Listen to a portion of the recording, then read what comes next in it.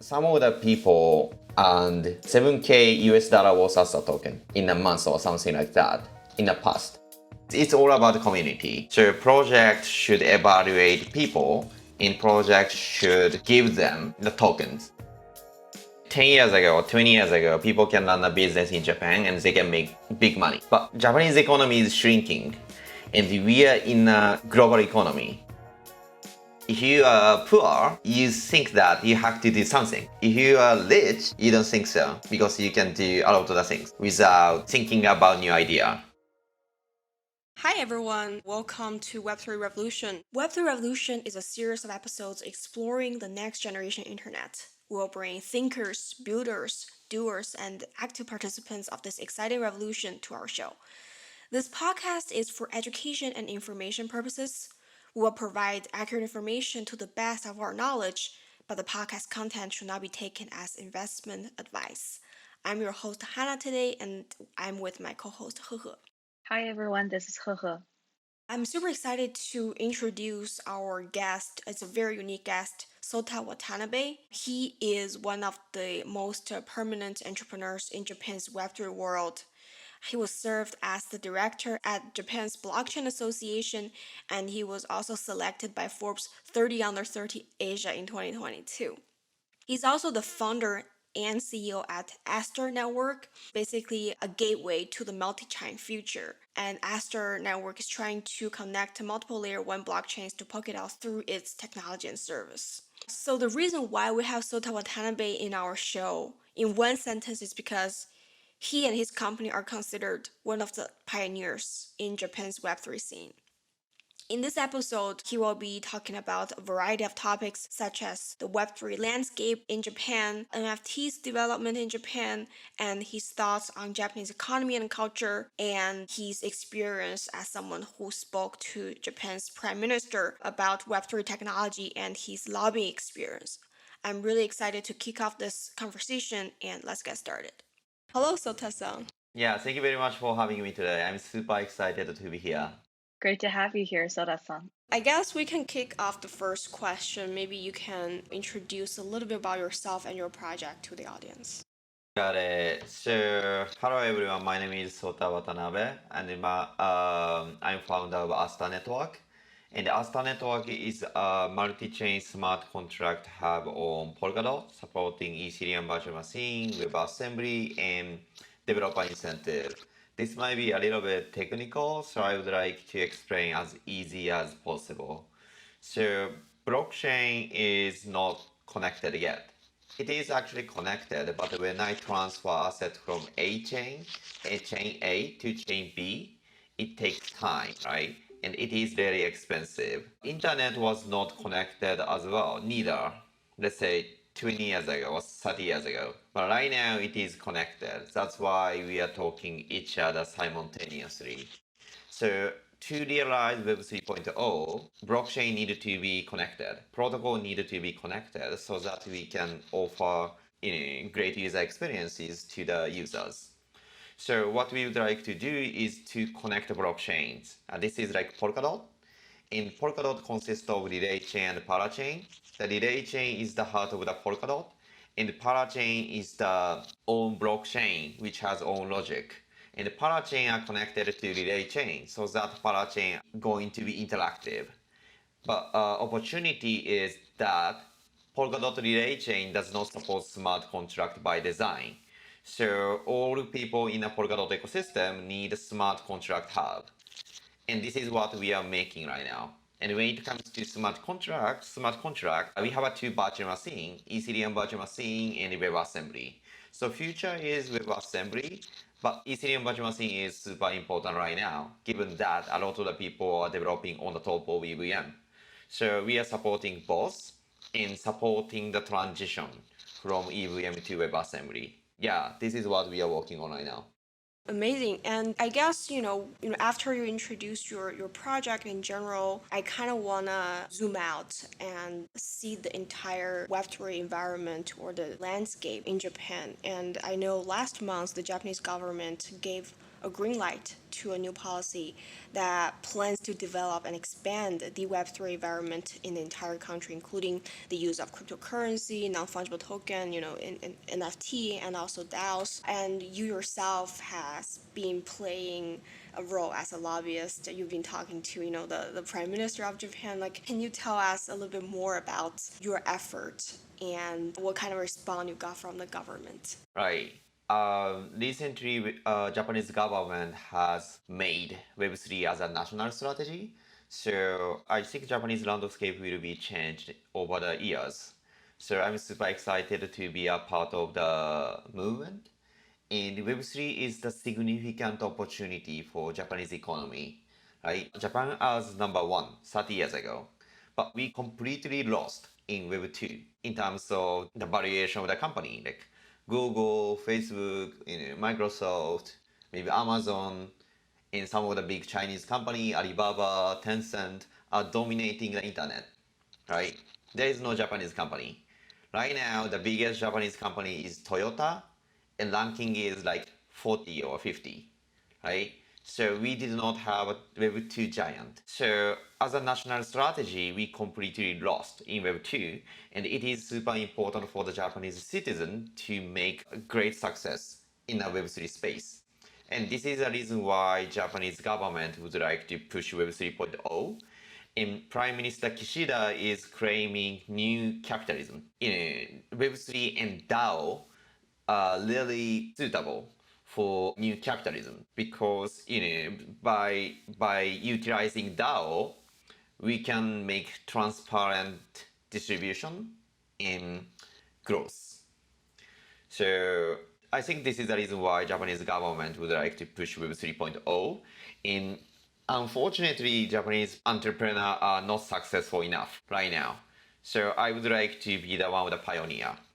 I just want to quickly follow up on what you said. One is on kind of Japan's maybe a bit lack of development in the Web2 era, and why do you think that is? And also for Japanese entrepreneurs to succeed in the Web3 era, what do you think are some of the necessary support or examples to be set? Yeah, I think this is a really nice question. So I have two reasons. So first reason is the mindset.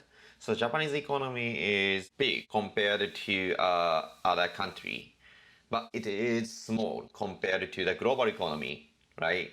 But for the Japanese entrepreneur, if they list their company in stock exchanges, they can make money. They can be rich. So the mindset is not good, right? Not disruptive enough for. Yeah, not disruptive, not aggressive. If Japanese entrepreneurs are really aggressive, they should start a business in a global economy. So it was okay 30 years ago or 40 years ago, maybe even 20 years ago. But it is not going to be okay because Japanese economy is shrinking and because of the aging society. So we need a hope and we need a company which can win in a global economy. And this is the part of the reason why I named Astar. Astar is like a star, right? So we would like to Astar. We would like to be a star. Ah, I see. Right. And second reason is probably the tax and law. So this is a little bit complicated, but tax is definitely a blocker because if Japanese government tax on unrealized gain, meaning if I issue token in Japan and let's say our valuation is 1 billion and the company owns let's say 50%, then 500 million, right? So it is not possible to make 100% distributed network from day one. So usually company or foundation are going to reduce the percentage step by step. Like starts from 50% to zero. But if I have 50% at the valuation of 1 billion, I should have 500 million, right? And at the end of each term, January, December, end of this year, Japanese government tax on this 500 million. And corporate tax is roughly 30%. So I have to pay 150 million. This is token valuation, Astar Network valuation, 1 billion. But I have to pay 150 million US dollar worth Japanese yen, fiat currency. next year. If I do it in Singapore, this is zero. Even in the US, it's zero because there is no tax on unrealized gain. If I do a business in Japan, my company can be died at least 4 or 5 times. Bankrupt from paying taxes. Bankruptcy.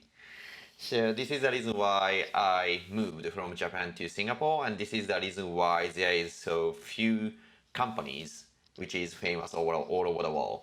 Yeah, I think both China and Japan imposed some sort of unfriendly policies, just against the Web3 entrepreneurs, but people, do have fairly good reason to run to Singapore and start business there.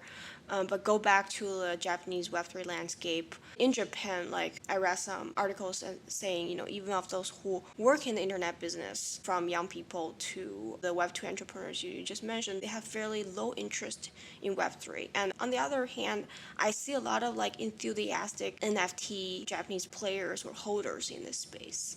So which narrative is true? Like, what's your observation? I think both narratives are true. Regarding the first narrative, actually, I think a lot of the people are interested in Web3, but the number is not big enough. I think part of the reason is there is no successful blockchain project, Web3 project in Japan. So I would like to be the one, but I think I'm not successful enough. So in the next 2 or 3 years, we would like to be one of the successful projects all over the world so that we can bring hope from Singapore to Japan. And regarding the second narrative, NFT is definitely one of the biggest opportunities for the Japanese citizen because we have a bunch of, let's say, anime or maybe manga, or Japanese people are good at making something, making details. So in terms of NFT, I see significant opportunities. The government have to make a guideline for the NFT project, and they have to define clear law and clear tax. That's right. I think Hana and I, we're both holders of this like village NFT called Nishikigoi. Like for the revitalization of local economy, as like, I think in Japanese it's called chihosose, right? So I think it's a very innovative way to bring attention around the world to a village like Yamakoshi-ken. So I'm very curious when you're talking about kind of government's role and then kind of NFT being adopted by the more general public. Do you think this endeavor will get even more popularized in more local groups, and will kind of this digital residency concept gain more legitimacy by the government? I think this is really advanced use case of the NFT for social good. Right now, a lot of the people are purchasing NFT for making money or maybe having fun, right? This NFT use case is for common good. And this is really nice use case that pushed the government, because government would like to push something for social good rather than making money or something. So this Nishikigoi NFT is really good use case. Very small village issue the NFT, and this village is like, there are a lot of the elderly people, so there is no manpower. But they would like to get money to run village. So they sell NFT to the global economy and they get funded through NFT. And if you have NFT, you can join the meetup and you can join the events, and you have a digital voting right. So you can decide what the village should do. This is the really nice use case. From your conversations with folks at the Japanese government, are they thinking of pushing this through to like more local areas? Yeah. Japanese government policymakers are always talking about this use case. Okay. Yeah, we're excited. Yeah, I hope I can retire in Yamakoshi village one day. Yeah. Nice. Yeah, we're considered as a Yamakoshi digital villagers, I would say. Although I've never been there, but been checking out the Discord and people are. It's such a cute community. People have been posting their lunch, on the Discord and the vegetables they've been growing, and you feel somehow really emotionally connected with that, little village.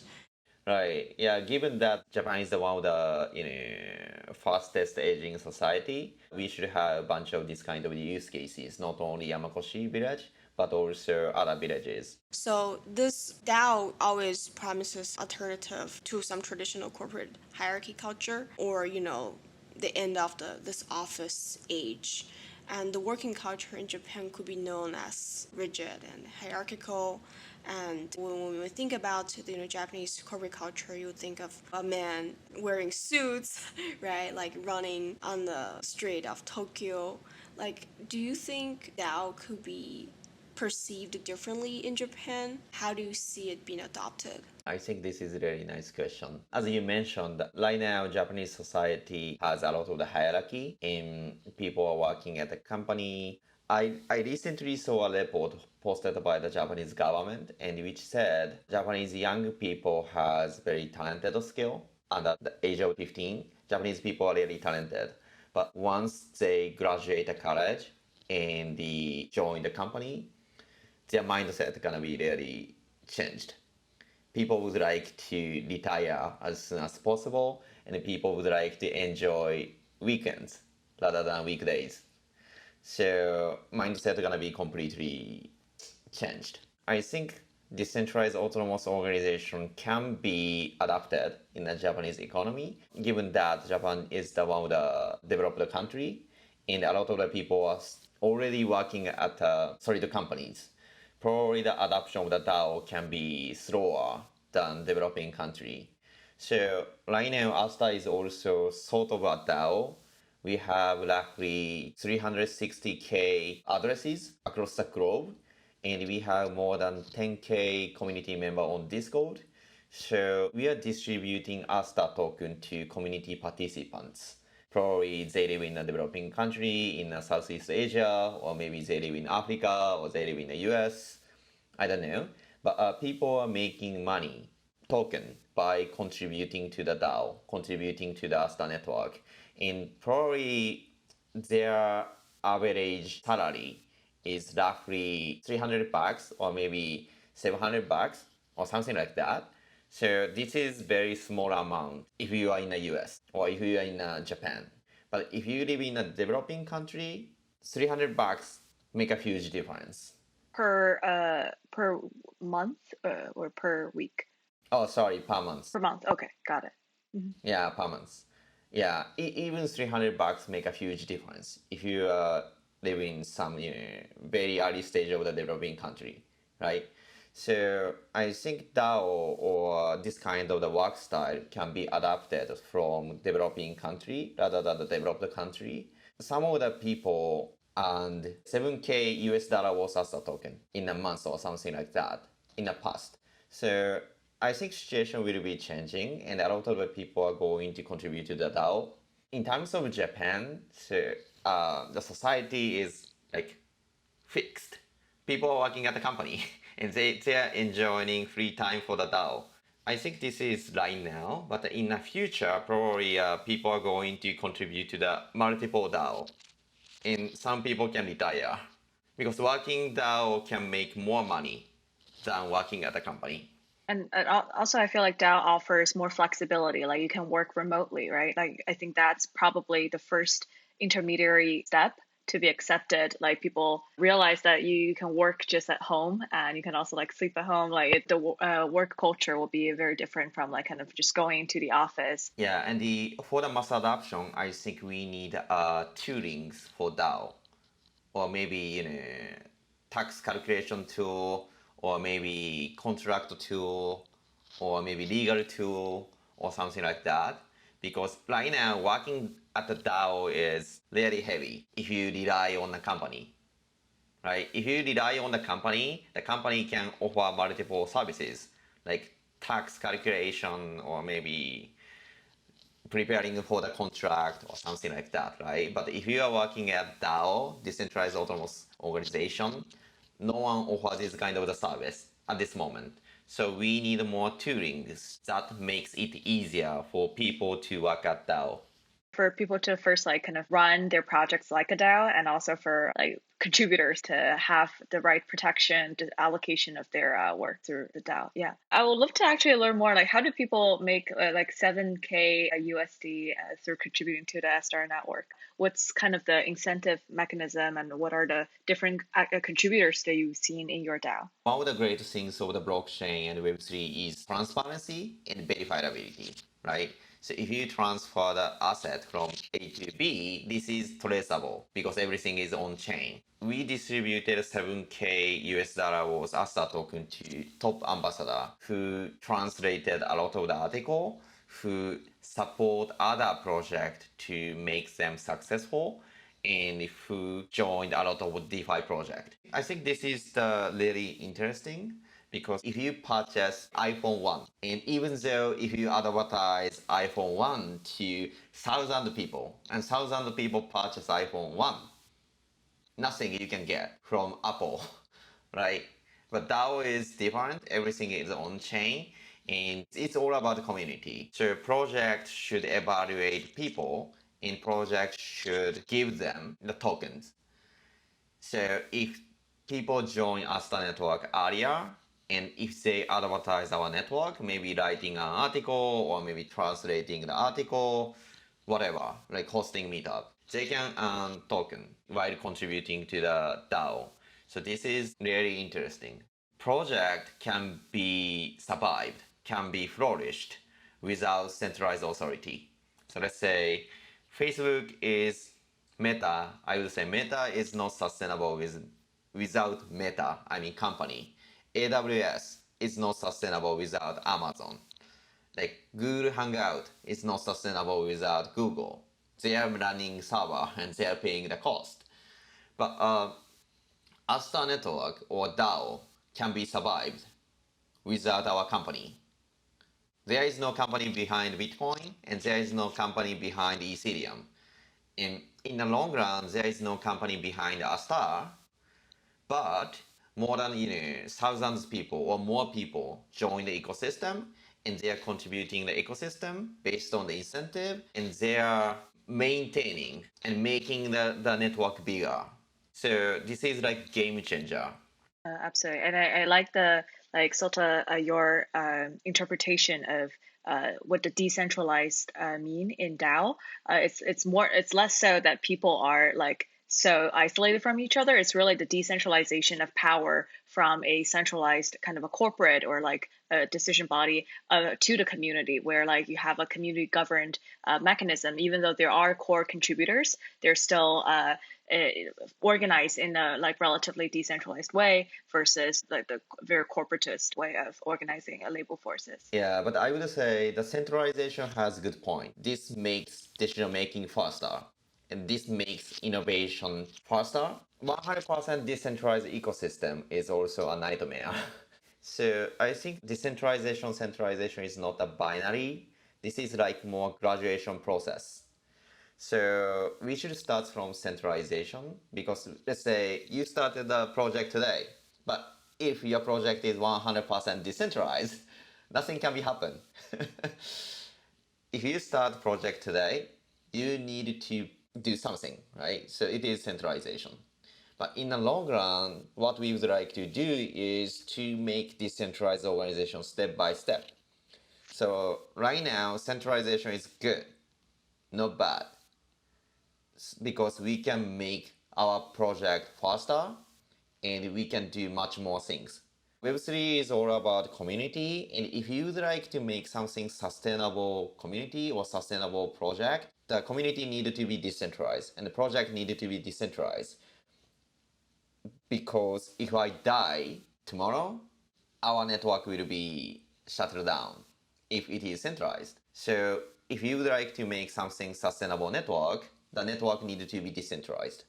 I know you spent time in Shanghai before. You also studied and even worked in the San Francisco Bay Area. Can you let us know like what kind of journey you had to be here? I know you worked for, multiple crypto companies before. You also like right now you're currently a task force member on the Japanese government's Trusted Web Promotion Council, and you're also obviously running a company, a very successful Web3 company in Japan, and you became this well-known representative in the Japanese Web3 space. So yeah, just give us more like background story. Yeah, cool. I joined the blockchain space, I think 5 or 6 years ago.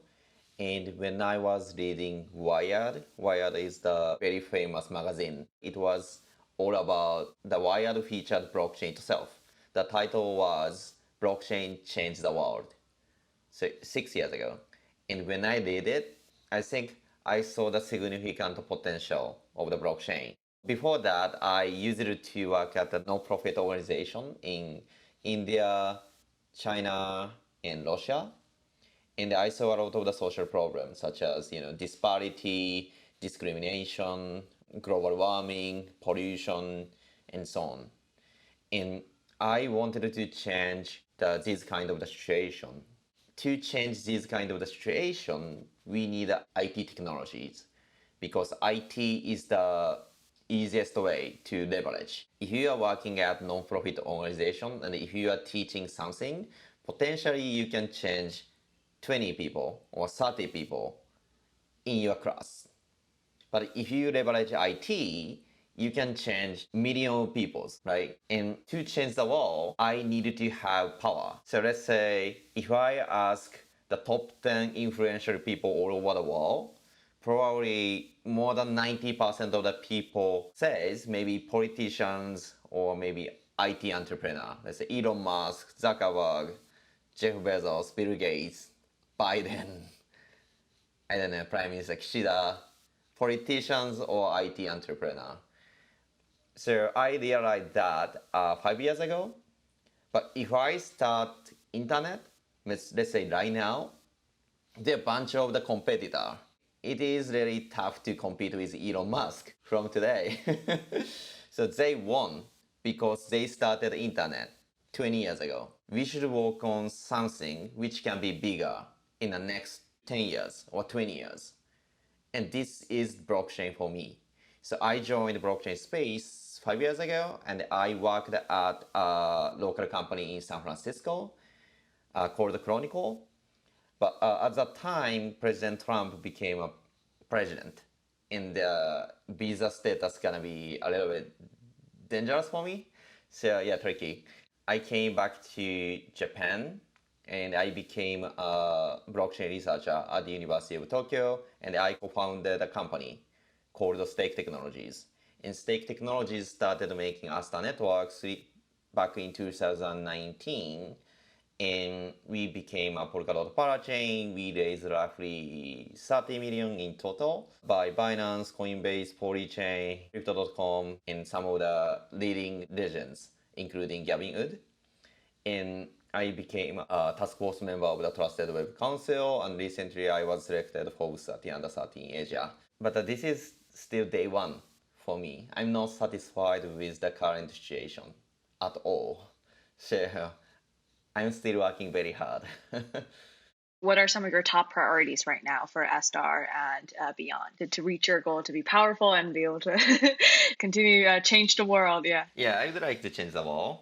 Right now, we enter the bear market, like crypto winter. This crash is completely different from past crashes. I have experienced probably 3 or 4 crashes in the past, but this time is completely different because this crash comes from macroeconomy and war. So this can be longer. It may take 2 years or it may take 3 years. So a lot of the people will leave the ecosystem. Probably they're gonna do something else. But I think we enter the golden age because after the dot-com bubble, we saw a lot of the innovation like game streaming, maybe iPhone, the cloud computing, and so on. And these technologies change the world.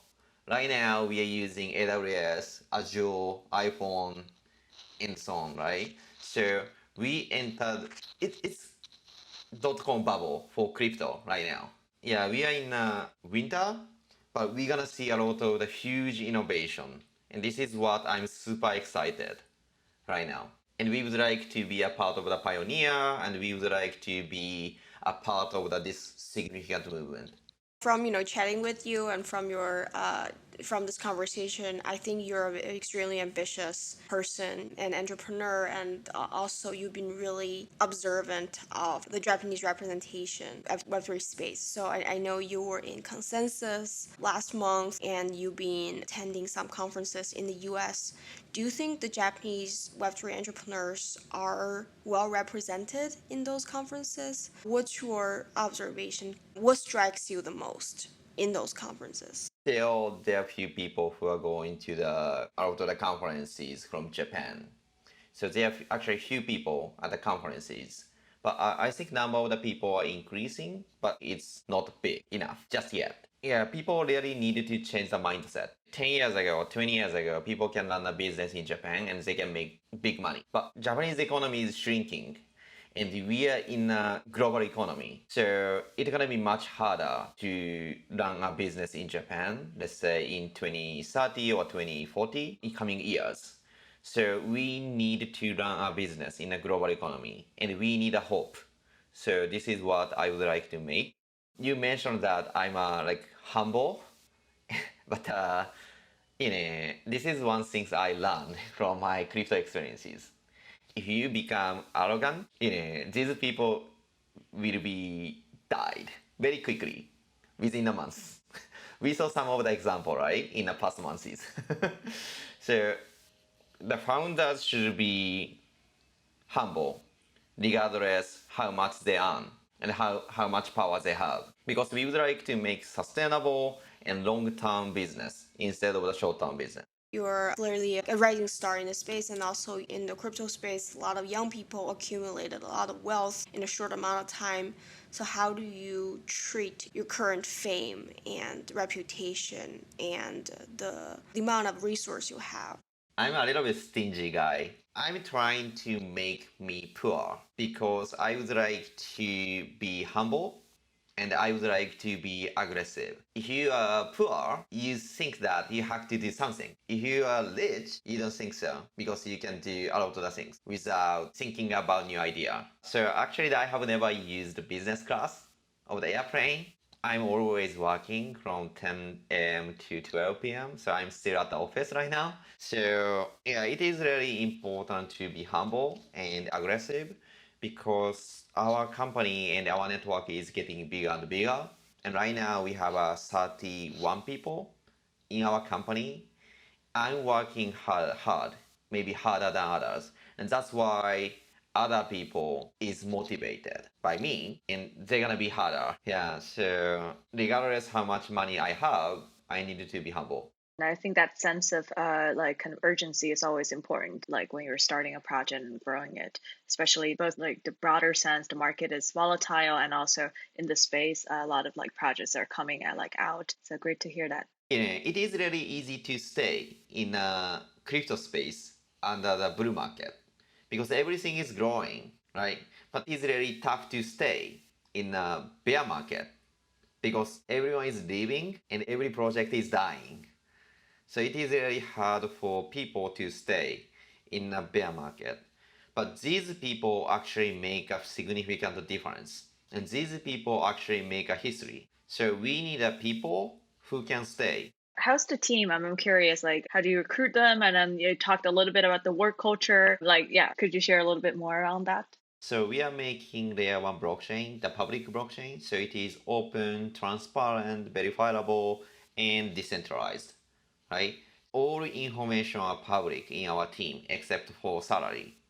So everyone's know how many token I'm going to get and when to get and address, of course. The one things we hide is salary because the salary in San Francisco should be different from salary in maybe Japan or salary in Egypt or maybe salary in Germany, right? because living cost is different. Each country has each different tax rate in social insurance system.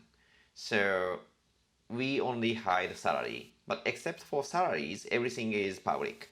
This is our working environment, and we don't have a office hour, so no one asks you to work from 9 to 5 because we have a 30 people, 12 people in Europe, 10 people in Asia, and 8 or 9 people in the US. If I work from 9 to 5, I cannot work with the US people, people in the US. So it is really flexible. We are working decentralizedly, so remotely. What I expect is the professionalism and also result, outputs. So our performance is measured by outputs. And right now, I'm hiring all people. So I expect professionalism and also high outputs rather than the skill. This is what I'm doing right now. And go back to Astar Network a little bit. Why did you decide to build Astar Network on Polkadot? I met Gavin Wood 3 years ago, and Gavin Wood is the founder of the Ethereum, and he was the CTO. And he founded Polkadot, Web3 Foundation, and Parity. I think his contribution is pretty massive because he created Ethereum virtual machine, Ethereum from the technical side. He created Solidity, Web3 Foundation, Parity Technologies, Polkadot, Substrate, almost everything. So his contribution is pretty massive in this space. And I met Gavin 3 years ago, and he is our investor right now. He talked about the vision of the Polkadot and Web3. Actually, he's the creator of the Web3 as well. So he explained the vision of the Web3 and Polkadot back in 2019 in Tokyo. And luckily, I was there. So I started working on Polkadot. But at the time, Polkadot ecosystem is super small compared to the ecosystem now, because token was not launched yet, right? So when I enter Polkadot ecosystem, there are a lot of the opportunity. One of the biggest opportunity is making parachain. So Parity and Web3 Foundation are making relay chain, the heart of the Polkadot. So our opportunity is to make parachain. But as I said, relay chain does not support smart contract. So if you'd like to make decentralized autonomous organization, or if you'd like to make a smart contract, you need a parachain which supports smart contract. Simply because you cannot deploy dApps on the top of relay chain. You have to deploy on parachain. So we started making parachain. And Parity Technologies would like to push WebAssembly more than EVM.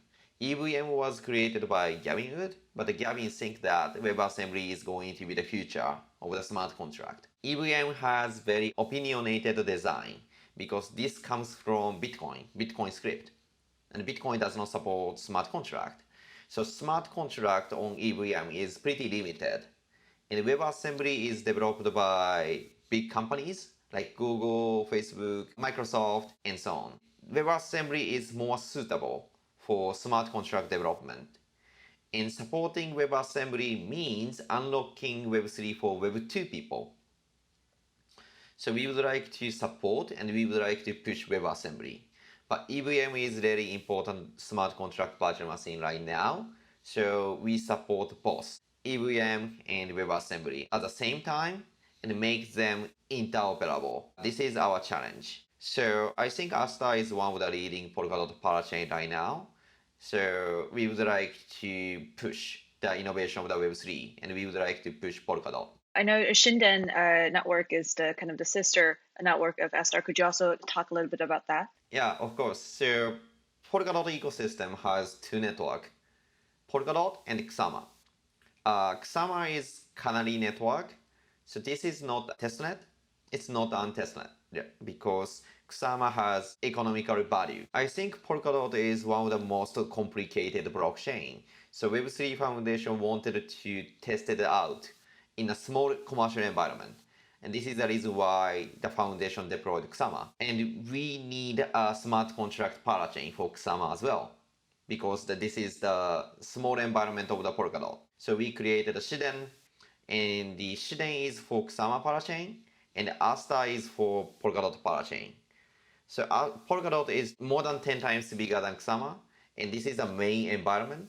So Astar is our main environment, which is connected to Polkadot. Polkadot actually had, I think they hosted a round of different conferences in Shanghai, New York, etc. And you mentioned when you first joined, the ecosystem was in a very nascent stage, and it's definitely flourished over time. Besides Astar Network, what are some of the other projects that really excite you in the ecosystem and beyond? Yeah, we have been working closely with Akara and Moonbeam, technically speaking.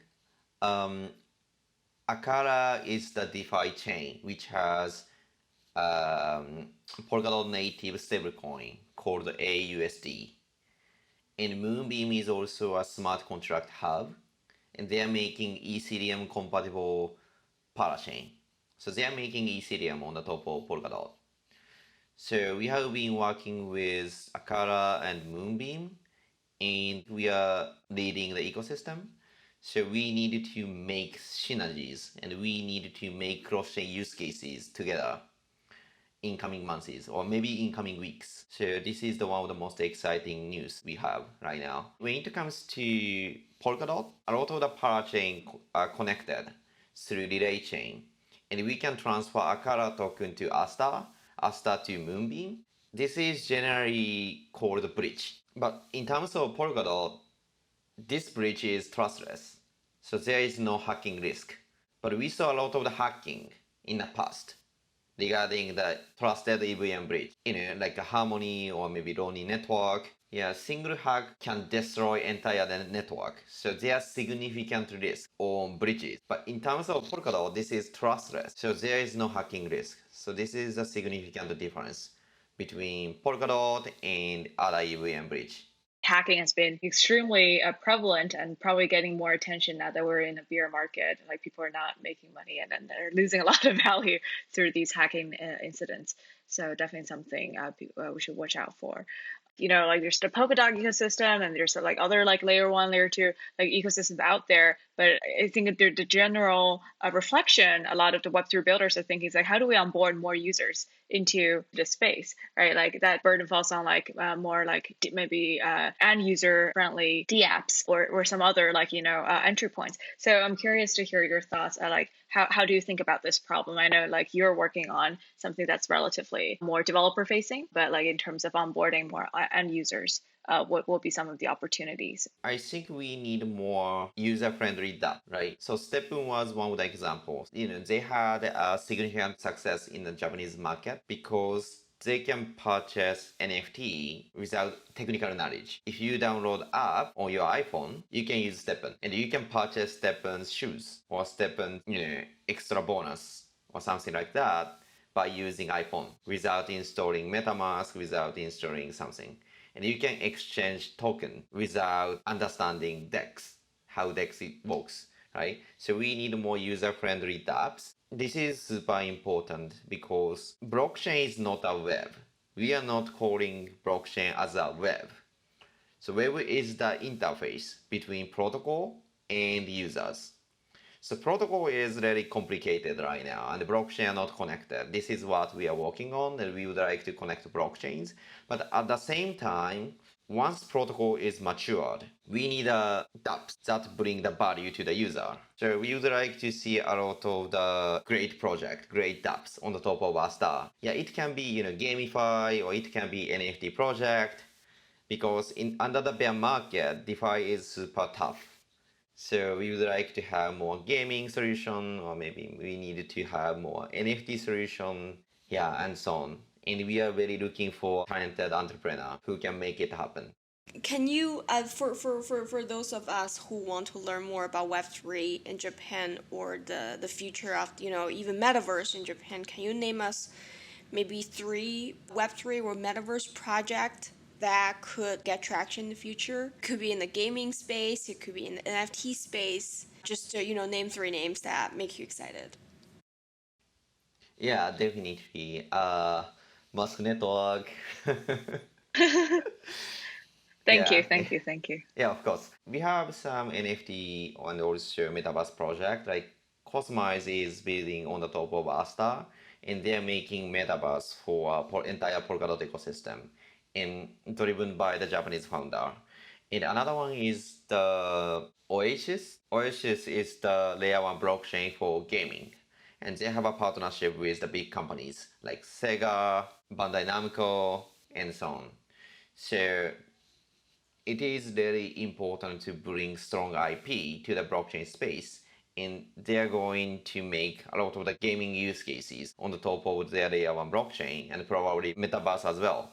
And they raised 25 million, I guess. Yeah, 20 million last month. And they're gonna launch the mainnet in coming months. So this is the one of the most exciting things. So thank you so much, Sota-san, for joining this conversation. And I really enjoyed it. Yeah, I enjoyed as well. Thank you very much for hosting me. Yeah, and thank you so much, Soda-san. Yeah, this is super interesting and really excited to see what Astar Network has to build. And hopefully we get to see you maybe in Singapore or in the US. Welcome everyone to follow our Twitter account. It's W3Revolution_IO, and we will be posting a lot of show recaps and very digestible, bite-sized information in the Web3 space. And welcome everyone to subscribe us on Spotify, Apple Podcasts, and 小宇宙. And in the future, we'll be posting more English content as well as Chinese content. So stay tuned. Thank you for listening.